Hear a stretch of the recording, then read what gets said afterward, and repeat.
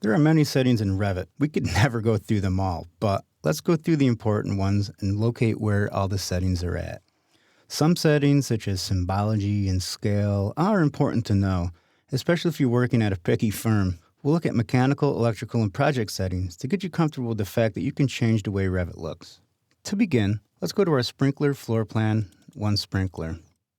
Let's zoom in on this area here and see how it looks. We have a lot of big symbols here, which kind of overlap one another.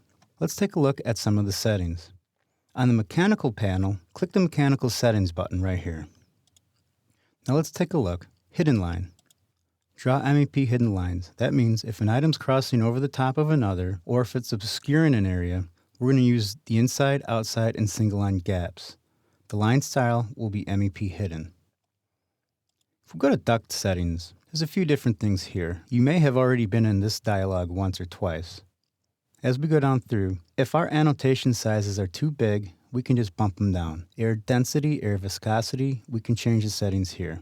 All of our separators, suffixes, prefixes are contained here. If we go to pipe settings, we can use annotation scale for single line fittings. We definitely want to do that. Pipe fitting annotation size, we have set for 1/8 of an inch.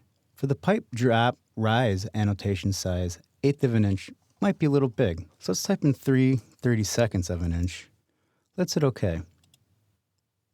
As you can see, that's going to reduce the size of these fittings. If we go to our callout, and if we change this detail level to medium, you'll see that they're much smaller. Change this detail level back to fine. Hit Control-Tab, and let's go back to this plan. Other settings that I'd like to show you, we can go to the Manage tab. Let's go to Project Units. Under Project Units, we can change items based on discipline. If we click the drop-down here, let's go to Piping. Notice that all of our units are based on piping. We can scroll down, and we can look at some of the settings. Insulation thickness, these are the settings in feet and inches. Of course, we can change this to metric or decimal inches if we see fit. Click Cancel here. Let's look at project information. Notice that some of the stuff is filled out.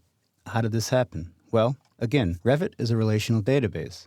If we fill something out on the screen, it's going to show up somewhere else in the database. Project name is Revit MEP. The client name is lynda.com. Project number is 1234567. We filled this out in the sheet, but yet it found its way back into the project properties.